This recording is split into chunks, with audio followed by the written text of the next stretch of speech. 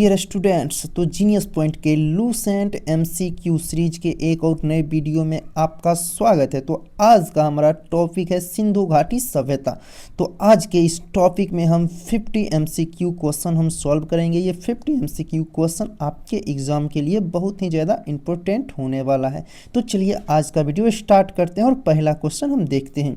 पहला क्वेश्चन यहाँ पर दिया गया है, रेडियो कार्बन विश्लेषण पद्धति के अनुसार सिंधु सभ्यता की सर्वमान्य तिथि क्या है। ऑप्शन ए है 2500 ईसा पूर्व से 1800 ईसा पूर्व, ऑप्शन बी है 2400 ईसा पूर्व से 1700 ईसा पूर्व, ऑप्शन सी है 3300 ईसा पूर्व से 1900 ईसा पूर्व, ऑप्शन डी है 2600 ईसा पूर्व से 1900 ईसा पूर्व। तो इसका सही उत्तर हो जाएगा मेरे प्यारे दोस्तों ऑप्शन नंबर बी 2400 ईसा पूर्व से 1700 ईसा पूर्व। इसे सर्वमान्य तिथि बोला गया है सिंधु घाटी सभ्यता के लिए। चलिए अगला क्वेश्चन यहाँ पर दिया गया है मेरे प्यारे दोस्तों। अगला क्वेश्चन है, सिंधु सभ्यता का विचार किस आकार का था। सिंधु सभ्यता का विस्तार किस आकार का था। ऑप्शन ए है वर्गाकार, ऑप्शन बी त्रिभुजाकार आयताकार, ऑप्शन सी त्रिभुजाकार, ऑप्शन डी गोलाकार। तो इसका सही उत्तर हो जाएगा ऑप्शन नंबर सी त्रिभुजाकार। जो सिंधु घाटी सभ्यता का आकार जो था वो ट्रायंगल शेप का था। कौन सा शेप का था? ट्रायंगल शेप का था। चलिए अगला क्वेश्चन की ओर चलते हैं। अगला क्वेश्चन यहाँ पर दिया गया है, नई एनसीईआरटी के अनुसार सिंधु घाटी सभ्यता का समय काल लगभग क्या माना गया है और इसका मुख्य शहरी चरण क्या था। ऑप्शन ए दिया गया है 3300 ईसा पूर्व से 2600 ईसा पूर्व, ऑप्शन बी दिया गया है 2600 ईसा पूर्व से 1900 ईसा पूर्व, ऑप्शन सी 1900 ईसा पूर्व से 1300 ईसा पूर्व, ऑप्शन डी 2400 ईसा पूर्व से 1700 ईसा पूर्व। तो इसका सही उत्तर हो जाएगा ऑप्शन नंबर बी 2600 ईसा पूर्व से 1900 ईसा पूर्व। तो चलिए अगला क्वेश्चन की ओर बढ़ते हैं। अगला क्वेश्चन यहाँ पर दिया गया है, तिथि निर्धारण की कार्बन 14 पद्धति की खोज अमेरिका के किस प्रसिद्ध रसायन शास्त्री ने किया था। ऑप्शन ए दिया गया है sir John Marshall, option B VF. Levi, option C Dayaram Sahni, option D Rakhaldas Banerjee. तो इसका सही उत्तर हो जाएगा option number B VF. Levi. और ये कार्बन 14 विधि की खोज कब किया था? 1946 में किया था। कब किया था? 1946। और सर जॉन मार्शल, इसका संबंध जो है 1921 में जो है सिंधु घाटी सभ्यता की जानकारी पूरे विश्व में, 1921 में नहीं मेरे प्यारे दोस्तों 1924 में सिंधु घाटी सभ्यता की जानकारी संपूर्ण विश्व को दिया था। और ये दयाराम साहनी का संबंध किससे है? हड़प्पा से संबंध है। हड़प्पा नामक स्थल की खोज सन 1921 में दयाराम साहनी ने किया था। और राखालदास बनर्जी का संबंध किससे है? आप इसको कमेंट जरूर कीजिएगा, इसको कमेंट कीजिएगा। और उस स्थल का खोज कब किया था राखालदास बनर्जी, ये भी बताइएगा। चलिए अगला क्वेश्चन की ओर बढ़ते हैं। अगला क्वेश्चन यहाँ पर दिया गया है, सिंधु सभ्यता की खोज किस वर्ष राय बहादुर दयाराम साहनी ने किया था। Option A 1920, option B 1921, option C 1922, option D 1924। तो इसका सही उत्तर हो जाएगा ऑप्शन नंबर बी 1921। तो बताइएगा मेरे प्यारे दोस्तों 1922 में किस स्थल का खोज किया गया था? कहिएगा सर ये मोहनजोदारो, जो मोहनजोदारो था, मोहनजोदड़ो या मोहनजोदारो, इसका खोज जो है 1922 में किसने किया था? आप बताइएगा। हम जगह का नाम बता दिए, आपको बताना है कि मोहनजोदारो की खोज किसने किया था। इससे पहले आप लोग देखे हुए हैं। तो चलिए अगला क्वेश्चन यहाँ पर दिया गया है, सिंधु सभ्यता को किस युग में रखा जा सकता है। ऑप्शन ए दिया गया है पूरा पाषाण युग, ऑप्शन बी दिया गया है लौह युग, ऑप्शन सी आधैतिहासिक या कांस्य युग, ऑप्शन डी दिया गया है नवपाषाण युग। तो इसका सही उत्तर हो जाएगा ऑप्शन नंबर सी आधैतिहासिक या कांस्य युग। आधैतिहासिक किसको बोला जाता है, ये अगर पता है तो अच्छी बात है। चलिए अगली क्वेश्चन की ओर बढ़ते हैं। अगला क्वेश्चन यहाँ पर दिया गया है, सिंधु सभ्यता के मुख्य निवासी कौन थे। ऑप्शन ए दिया गया है आर और सुमेरियन, ऑप्शन बी द्रविड़ एवं भूमध्य सागरीय, ऑप्शन सी मंगोलॉयड और अल्पाइन, ऑप्शन डी निग्रिटो और प्रोटो ऑस्ट्रेलॉयड। इसका सही उत्तर हो जाएगा द्रविड़ और भूमध्य सागरीय। तो चलिए हम इस सीरीज में हम सिर्फ एमसीक्यू क्वेश्चन देखते हैं और आंसर को टिक करके चलते हैं और क्वेश्चन को एक्सप्लेनेशन हम नहीं करते हैं। इस क्वेश्चन एक्सप्लेनेशन का टाइम हम आपको बचाना चाहते हैं क्योंकि आप लोग पहले से ही लूसेंट पढ़े हुए हैं, तो एक्सप्लेनेशन की कोई ज़रूरत तो है नहीं, इसीलिए हम नहीं करवा रहे हैं। तो चलिए अगला क्वेश्चन यहाँ पर दिया गया है, 1924 में किसने सिंधु सभ्यता नामक एक उन्नत सागरीय सभ्यता पाए जाने की विधिवत घोषणा की? इससे पहले हम इस क्वेश्चन को देख चुके हैं। Option A Rai Bahadur Dayaram Sahni, option B Rakhaldas Banerjee, option C sir John Marshall. ये जो है दूसरा या तीसरा क्वेश्चन में हम सर जॉन मार्शल के बारे में हम आपको बताए थे। 1924 में जो है सिंधु घाटी सभ्यता की जानकारी, जो 1924 में सिंधु घाटी सभ्यता की जानकारी पूरे विश्व को दिया था। किसने? तो सर जॉन मार्शल ने। तो चलिए अगला क्वेश्चन की ओर बढ़ते हैं। अगला क्वेश्चन यहाँ पर दिया गया है, सिंधु सभ्यता का सर्वाधिक पश्चिमी पूरा स्थल कौन सा जो दास्क नदी के किनारे स्थित है? Option A Alamgirpur, option B Sutkagendor, option C Manda, option D Daimabad. तो इसका सही उत्तर क्या होगा मेरे प्यारे दोस्तों? सूतकांगडोर। आपको पता है ऐसे करके यहाँ पर सूतकांगडोर है, यहाँ पर मांदा है, यहाँ पर आलमगीरपुर है, यहाँ पर दैमाबाद है। तो सूतकांगडोर, मांदा, आलमगीरपुर और दैमाबाद ऐसे करके SMAD करके याद आप लोग कर सकते हैं। तो चलिए अगला क्वेश्चन यहाँ पर देखते हैं। अगला क्वेश्चन यहाँ पर दिया गया है, सिंधु सभ्यता का पूर्वी पुरास्थल आलमगीरपुर मेरठ उत्तर प्रदेश में किस नदी के किनारे स्थित है? ऑप्शन ए दिया गया दास्क नदी, ऑप्शन बी दिया गया हिंडन नदी, ऑप्शन सी दिया गया चिनाब नदी, ऑप्शन डी दिया गया है गोदावरी नदी। तो इसका सही उत्तर हो जाएगा मेरे प्यारे दोस्तों हिंडन नदी। जो आप यहाँ पर देखते हैं सूतकांगडोर, मांदा, आलमगीरपुर और दैमाबाद। तो ये जो आप यहाँ पर आलमगीरपुर देख रहे हैं ये जो है हिंडन नदी के किनारे स्थित है। कौन सा नदी के किनारे? हिंडन नदी के किनारे स्थित है। तो चलिए अगला क्वेश्चन की ओर बढ़ते हैं। अगला क्वेश्चन यहाँ पर दिया गया है, सिंधु सभ्यता का उत्तरी पुरास्थल मांदा जम्मू कश्मीर के किस नदी के किनारे स्थित है? ऑप्शन ए दिया गया है रावी, ऑप्शन बी दिया गया है सिंधु नदी, ऑप्शन सी दिया गया है चिनाब, ऑप्शन डी दिया गया है झेलम नदी। तो इसका सही उत्तर हो जाएगा ऑप्शन नंबर सी चिनाब नदी। तो फिर से देखिए यहाँ पर सबसे पश्चिम में हो जाएगा सूतकांगडोर, उत्तर में मांदा, पूर्व में आलमगीरपुर, दक्षिण में दैमाबाद। इस आपको SAMD या फिर SMAD करके याद कर लेना है। तो आप बताइएगा अभी कौन सा क्वेश्चन दिया गया है? मांदा के बारे में क्वेश्चन पूछा गया। मांदा कहाँ पर है? नीचे में, सॉरी ऊपर में है, यानी उत्तर में है। ये उत्तर में किस नदी के किनारे है? चिनाब नदी के किनारे। किस नदी के किनारे है? चिनाब। और आलमगीरपुर किस नदी के किनारे है? हिंडन नदी के किनारे। हिंडन नदी के किनारे आलमगीरपुर बसा हुआ है। तो चलिए अगला क्वेश्चन की ओर बढ़ते हैं। हम ज़्यादा एक्सप्लेनेशन की ओर नहीं बढ़ते हैं क्योंकि हमें टाइम बचाना है और ज़्यादा से ज़्यादा MCQ क्वेश्चन सॉल्व करना है। तो चलिए 12 नंबर क्वेश्चन दिया गया है, सिंधु सभ्यता का दक्षिणी पुरास्थल दैमाबाद किस जिले और राज्य में स्थित है? Option A Kutch Gujarat, option B Hisar Haryana, option C Ahmedabad Maharashtra, option D Meerut Uttar Pradesh. इसका सही उत्तर हो जाएगा अहमदनगर महाराष्ट्र। इसका सही उत्तर हो जाएगा ऑप्शन सी अहमदनगर महाराष्ट्र। अगला क्वेश्चन देखिए। अगला क्वेश्चन यहाँ पर दिया गया है, सिंधु सभ्यता या सिंधु सभ्यता किस प्रकार की सभ्यता थी? ऑप्शन ए ग्रामीण सभ्यता, ऑप्शन बी नगरीय सभ्यता। आप सबको पता है कि जो सिंधु घाटी सभ्यता थी वो नगरीय सभ्यता थी, और सिंधु घाटी सभ्यता के बाद कौन सा सभ्यता आया ये आप लोग बताइएगा। और वो सभ्यता कैसी सभ्यता थी? ग्रामीण सभ्यता थी। जो सिंधु घाटी सभ्यता के बाद जो है वैदिक सभ्यता आया। कौन सा सभ्यता?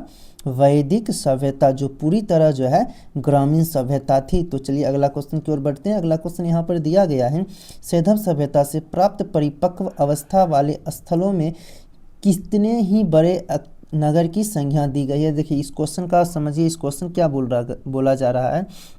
ये बोला जा रहा है कि सिंधु घाटी सभ्यता में कितने ऐसे स्थल थे जिसको बड़े नगर की संज्ञा दी गई। तो ऐसे 6 मात्र स्थल थे जिसको बड़े नगर की संज्ञा दी गई है, और ये लूसेंट में दिया गया है। अगर आप लूसेंट लेकर आगे में रखे हैं इस 6 शहर को पढ़ लीजिएगा। तो चलिए अगला क्वेश्चन यहाँ पर दिया गया है, भारत में सिंधु घाटी सभ्यता की पहली साइट कौन सी है जिसे यूनेस्को ने 2021 में विश्व विरासत स्थल की सूची में शामिल किया है? Option A Rakhigarhi, option B Dholavira, option C Mohenjodaro, option D Kalibangan. तो इसका सही उत्तर क्या हो जाएगा? Option number B Dholavira. तो आप लोग बताइएगा मोहनजोदड़ो किस देश में है? तो सर कहिएगा सर ये पाकिस्तान में, मोहनजोदड़ो पाकिस्तान में है। ये कालीबंगन किस राज्य में है? राजस्थान में। धौलावीरा किस राज्य में है और राखी गढ़ी किस राज्य में है? ये दोनों कमेंट कीजिए। कमेंट आपको करना है मेरे प्यारे दोस्तों, जो पता है आपको सब कुछ कमेंट में करना है। आपको पता है कमेंट करने से आपको बहुत दिन तक याद रहने वाला है।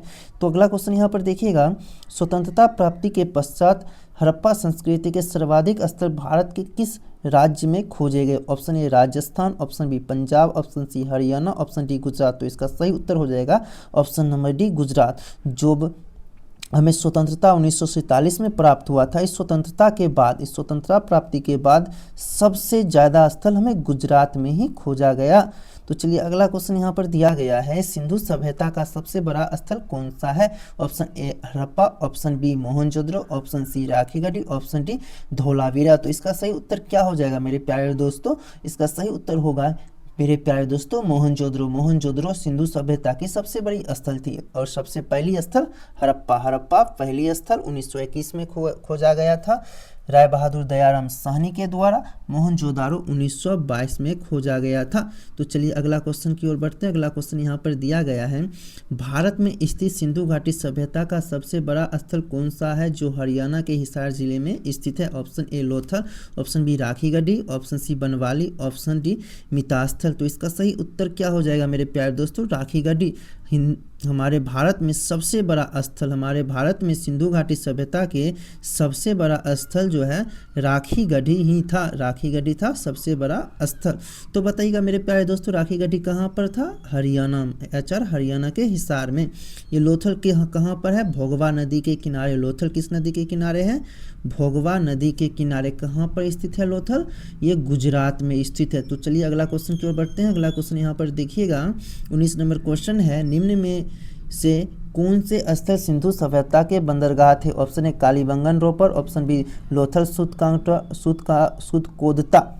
इसका सही उत्तर लोथल और सुतकोदता। ये लोथल और सुतकोदता क्या है? ये बंदरगाह थे सिंधु घाटी सभ्यता के। तो चलिए अगला क्वेश्चन की ओर बढ़ते हैं। अगला क्वेश्चन यहाँ पर दिया गया है, जुते हुए खेत और नक्काशीदार ईंटों का प्रयोग का साक्ष्य हमें कहाँ से प्राप्त हुआ? Option A Mohenjodaro, option B Harappa, option C Kalibangan, option D Lothal. तो इसका सही उत्तर हो जाएगा कालीबंगन। जुते हुए खेत और नक्काशीदार ईंट का प्रयोग हमें कालीबंगन में ही देखने को मिला था। तो अगला क्वेश्चन देखिएगा, ये मोहनजोदारो से प्राप्त स्नानागार, जो मोहनजोदारो में विशाल स्नानागार प्राप्त हुआ था, इस विशाल स्नानागार का जो है आपको लंबाई, चौड़ाई और ऊंचाई आपको पता करना है।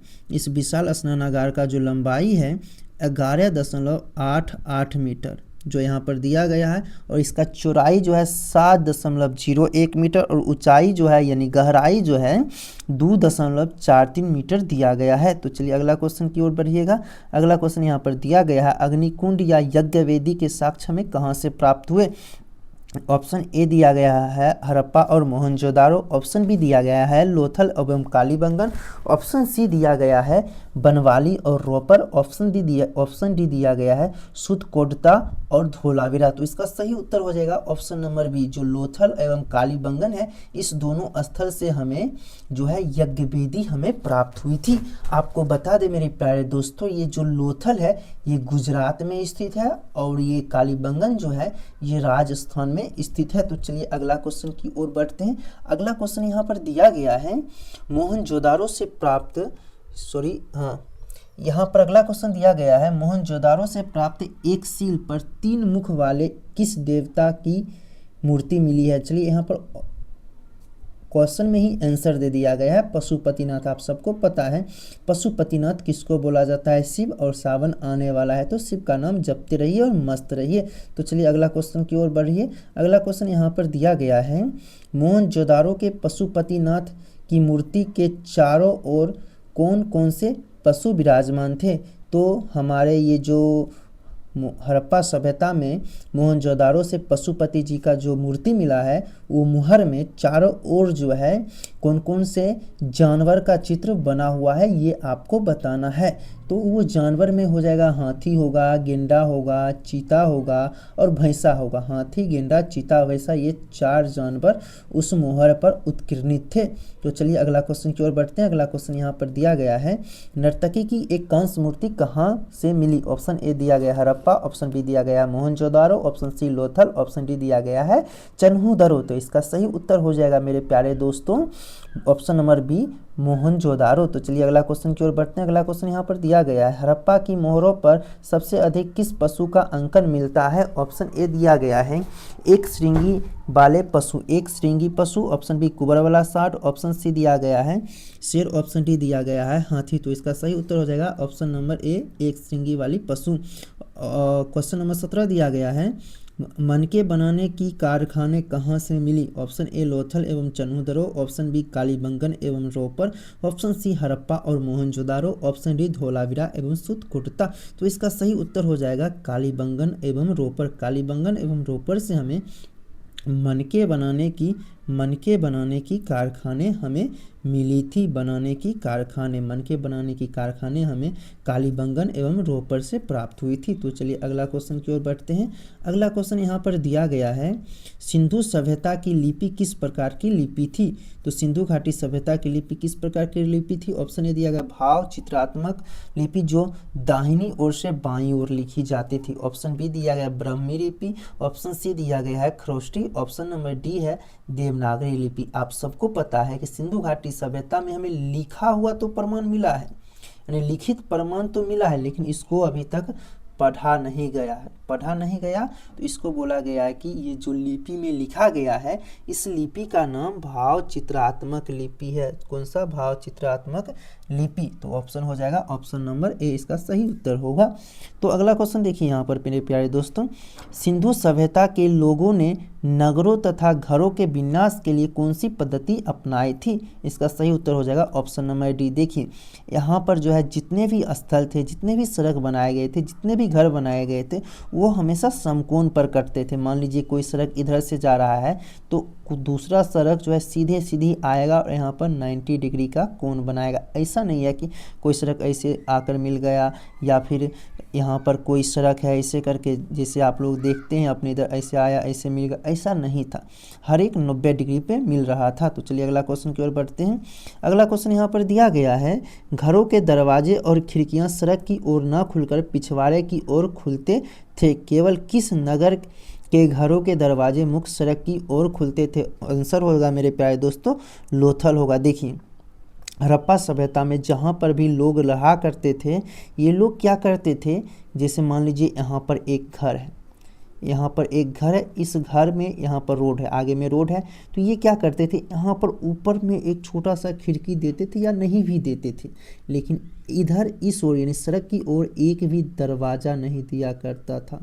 कौन सा? दरवाजे एक भी नहीं था, और ये दरवाजे दूसरे ओर था, जिससे कि आते जाते लोग घर में ना झांक सके। और यहाँ पर आप देखिएगा लोथल, ये लोथल तो एक बंदरगाह है लोथल। तो यहाँ पर क्या होता था, जितने भी माल आते थे यानी सामान आते थे, इसको लाने जाने के लिए रोड के बगल में ही गेट हुआ करता था, जिससे माल को यहाँ पर स्टोर किया जा सके। तो चलिए अगले क्वेश्चन की ओर बढ़ते हैं। अगला क्वेश्चन यहाँ पर दिया गया है, सिंधु सभ्यता में मुख्य फसलें कौन सी थी? ऑप्शन बी हो जाएगा सही उत्तर गेहूं एवं जौ।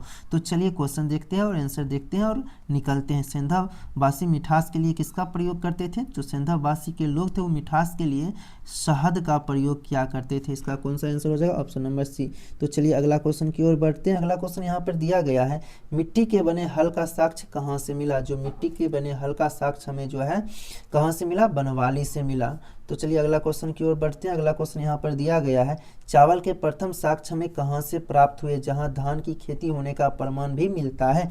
तो इसका सही उत्तर क्या होगा मेरे प्यारे दोस्तों? 34 नंबर क्वेश्चन है, इसका सही उत्तर हो जाएगा मेरे प्यारे दोस्तों लोथल एवं रंगपुर से हमें चावल के साक्ष्य भी मिले और यहाँ पर चावल की खेती किए जाने के प्रमाण भी मिले हैं।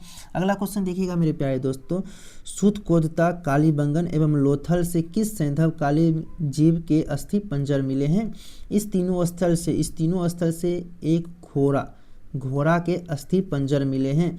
घोड़ा का मृत शरीर से जो हड्डी होता है, इसी हड्डी को अस्थि पंजर बोला गया है। यही अस्थि पंजर हमें ये सूतकोदता, कालीबंगन एवं लोथल से प्राप्त हुआ। इसके अलावा कहीं से भी हमें घोड़ा का प्रमाण नहीं प्राप्त हुआ। केवल 3 ही स्थल है जहाँ से हमें घोड़ा का अस्थि पंजर मिला, अर्थात घोड़ा होने का प्रमाण मिला। तो ये तीनों स्थल, पहला स्थल सूतकोदता, दूसरा कालीबंगन, तीसरा लोथल है। तो चलिए अगला क्वेश्चन की ओर बढ़ते हैं। अगला क्वेश्चन यहाँ पर दिया गया है, तौल की इकाई संभवतः किस अनुपात में होती थी? इसका सही उत्तर हो जाएगा 16 के अनुपात में। हड़प्पा सभ्यता में तौल की जो इकाई थी 16 के अनुपात में। इसका मतलब ये 16 के बाद डायरेक्ट 32 होगा, इसके बाद फिर 48 होगा, ऐसे करके, ठीक है। तो चलिए अगला क्वेश्चन की ओर बढ़ते हैं। अगला क्वेश्चन यहाँ पर दिया गया है सॉरी मेरे प्यारे दोस्तों, हड़प्पा स्थल किस नदी के किनारे स्थित है और इनके उत्खननकर्ता दयाराम साहनी थे। तो इसका सही उत्तर क्या होगा मेरे प्यारे दोस्तों, ध्यान से देखिएगा। क्वेश्चन क्या है, हड़प्पा स्थल किस नदी के किनारे, यानी हड़प्पा जो है किस नदी के किनारे, तो कहिएगा सर रावी नदी के किनारे हड़प्पा स्थित है। तो अगला क्वेश्चन देखते हैं। अगला क्वेश्चन यहाँ पर दिया गया है, मोहनजोदारो किस नदी के किनारे स्थित है जिसका उत्खनन राखलदास बनर्जी ने 1922 में किया था। आपको पहले ही बता दिए हैं, जो मोहनजोदारो है ये सिंधु नदी के किनारे स्थित है। मोहनजोदारो किस नदी के किनारे स्थित है, सिंधु नदी के किनारे स्थित है। तो अगला क्वेश्चन देखिएगा, कालीबंगन स्थल राजस्थान के हनुमानगढ़ जिले में किस नदी के किनारे स्थित है। ये जो कालीबंगन राजस्थान के हनुमानगढ़ जिला में है, वो किस नदी के किनारे, घग्गर नदी के किनारे स्थित होगा। कालीबंगन किस नदी के किनारे, घग्गर नदी के किनारे स्थित है। तो अगला क्वेश्चन देखिए, भोगवा नदी के किनारे स्थित लोथल के उत्खननकर्ता कौन है। तो इसका सही उत्तर हो जाएगा रविंद्र सिंह बिष्ट। जो लोथल नामक जगह है, ये लोथल आपको याद करना है, लोथल कहाँ पर है, पहले गुजरात में, गुजरात में है लोथल, गुजरात में लोथल है, और इस किस नदी के किनारे, भोगवा नदी के किनारे लोथल है। तो चलिए अगला क्वेश्चन की ओर बढ़ते हैं। अगला क्वेश्चन यहाँ पर दिया गया है, सैंधव सभ्यता के लोग यातायात के लिए कितने पहिए वाली बैलगाड़ी या भैंसा गाड़ी का उपयोग करते थे, 2 पहिए वाले। तो अगला क्वेश्चन की ओर बढ़िएगा। अगला क्वेश्चन सॉरी मेरे प्यारे दोस्तों, इसका सही उत्तर हो जाएगा 2 पहिए एवं 4 पहिए। 2 पहिए वाले थे और 4 पहिए वाले भी थे, जैसे कि आप लोग अभी देखते हैं। अगला क्वेश्चन यहाँ पर देखिएगा, मेसोपोटामिया के अभिलेख में वर्णित मेलुहा, जो मेलुहा शब्द है इसका अभिप्राय क्या, ये इसका अभिप्राय सिंधु घाटी सभ्यता से था। किस सभ्यता से, सिंधु घाटी सभ्यता से था। तो इसका मतलब यहाँ पर ये समझिए मेरे प्यारे दोस्तों, जो मेसोपोटामिया की सभ्यता थी, ये सिंधु घाटी सभ्यता से किसी न किसी रूप से संबंधित थी, अर्थात व्यापार से संबंधित थी। हम कह सकते हैं कि हड़प्पा सभ्यता के लोग विदेश में भी व्यापार किया करते थे। विदेश में व्यापार कैसे किया करते थे, जल मार्ग के द्वारा, और हमें लोथल से हमें नाव के भी प्रमाण मिले हैं। तो चलिए अगला क्वेश्चन की ओर बढ़ते हैं। अगला क्वेश्चन यहाँ पर दिया गया है, पिग्गट ने किन 2 नगरों को एक विस्तृत साम्राज्य की जुड़वा राजधानी कहा है। इसका सही उत्तर हो जाएगा ऑप्शन नंबर बी, हड़प्पा और मोहनजोदारो। तो चलिए अगला क्वेश्चन देखते हैं। अगला क्वेश्चन यहाँ पर दिया गया है, सिंधु सभ्यता के लोग धरती को क्या मानकर उनकी पूजा करते थे। धरती को जो है प्रकृति की देवी मानकर, प्रकृति की देवी या उर्वरकता की देवी, किसकी देवी, उर्वरकता की देवी मानकर पूजा करते थे। तो चलिए अगला क्वेश्चन यहाँ पर देखते हैं। अगला क्वेश्चन यहाँ पर दिया गया है, स्वास्तिक का चिन्ह संभवतः किस सभ्यता की देन है। तो इसका सही उत्तर हो जाएगा मेरे प्यारे दोस्तों हड़प्पा सभ्यता। हड़प्पा सभ्यता ने ही स्वास्तिक का चिन्ह हमें दिया है। स्वास्तिक का चिन्ह हमें हड़प्पा सभ्यता ने ही दिया है। तो चलिए अगला क्वेश्चन की ओर बढ़ते हैं। अगला क्वेश्चन यहाँ पर दिया गया है, सिंधु घाटी के नगरों में इसको फिर से देखते हैं। सिंधु घाटी के नगरों में किसी भी क्या मिलने के अवशेष नहीं, क्वेश्चन थोड़ा अटपटांग सा था, इसीलिए ये सिंधु घाटी सभ्यता में क्या नहीं मिला था, इसका तात्पर्य ये है। तो अन्नागार मिला था, स्नानागार मिला था, किले मिले थे, मंदिर एक भी नहीं मिले थे। तो चलिए अगला क्वेश्चन देखते हैं। अगला क्वेश्चन यहाँ पर दिया गया है, पशुओं में कौन सा साँड इस सभ्यता के लिए विशेष पूजनीय था। एक कुबर वाला साँड जो है सबसे पूजनीय थे। तो चलिए अगला क्वेश्चन की ओर बढ़ते हैं। अगला क्वेश्चन यहाँ पर दिया गया है, स्त्री मृण मूर्तियाँ अधिक मिलने से ऐसा अनुमान लगाया जाता है कि सैंधवकालीन जो है मातृसत्तात्मक, यानी सिंधु घाटी सभ्यता मातृसत्तात्मक थी, ऐसा अनुमान लगाया गया। तो अगला क्वेश्चन देखिए, सिंधु घाटी सभ्यता के लोग किस हथियार से परिचित नहीं था। जो तलवार कहिए, इस तलवार से परिचित नहीं था सिंधु घाटी सभ्यता के लोग। तो चलिए अगला क्वेश्चन यहाँ पर दिया गया है, कौन सा एकमात्र ऐसा हड़प्पा कालीन स्थल था जिसका निचला शहर लोगों को रहने हेतु, यानी कि देखिए क्वेश्चन को समझिए, जैसे कि हड़प्पा सभ्यता है, हड़प्पा सभ्यता में शहरी भाग हुआ करता था और एक निचली हिस्सा हुआ करता था। अब देखिए शहरी भाग को तो किलेबंद किया जाता था, बट निचली भाग को किलेबंद नहीं किया जाता था। लेकिन सिंधु घाटी सभ्यता में एक स्थल कालीबंगन है जहाँ पर शहरी भाग भी किलेबंद किया गया था और निचला भाग जो सामान्य लोगों के रहने के लिए था इसको भी किलाबंद किया गया था। तो चलिए अगला क्वेश्चन नहीं है, देखिए यहाँ पर आंसर आपके लिए हम दिए हैं। तो चलिए इसी के साथ इस वीडियो को एंड करते हैं। अगर आपको यह वीडियो अच्छा लगा हुआ तो आप अपने फ्रेंड के साथ ज़रूर शेयर कीजिएगा। तो चलिए इसी के साथ मिलते हैं अगले वीडियो।